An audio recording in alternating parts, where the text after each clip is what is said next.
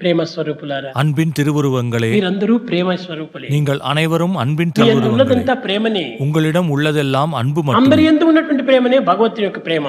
எல்லோரிடமும் இருக்கும் அன்பே இறைவனின் அன்பாகும். క్రమక్రమేణ అన్ని మమయ మాంసో జీవలోకే జీవభూత సనాతన అన్నాడు. గీతயில் எல்லா ஜீவாத்மாக்களும் சனாதனமான என் அம்சமே ఇది ఒక என்றார் అంశంగా கிருஷ்ணர். వచ్చేసేస్తున్నాయి. இது ஓர் அம்சமாக కారణం தோன்றியுள்ளது. ఏమిటి? బాడీ వేరుగా ఉండటం చేత. காரணம் என்ன? உடல்கள் வேறு வேறாக కనుక இருப்பதால்.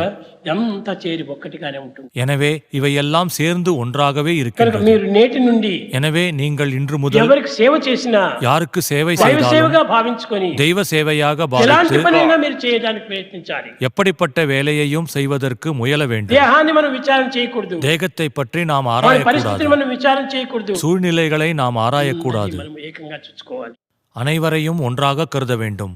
అందరి యందు ఉన్నటువంటి యొక్క నాశక్తియే. எல்லோரிடமும் இருப்பது என் சக்தியே ஆகும். నాశక్తిని ఈ విధంగా నేను చూడగలుగుతున్నాను. அதையே நான் இவ்விதமாக காண ఇదంతా నా முடிகிறது. ప్రతిబింబమే. இவையெல்லாம் என் பிரதிபிம்பமே, ఇదంతా నా రియాక్షనే. என் எதிர்வினையே, ఇదంతా నా రీసౌండే. என் எதிரொலியே. అనే భావాన్ని మనం పెంచుకోవచ్చు. இப்படிப்பட்ட பாவத்தை நீங்கள் வளர்த்துக் கொள்ள வேண்டும்.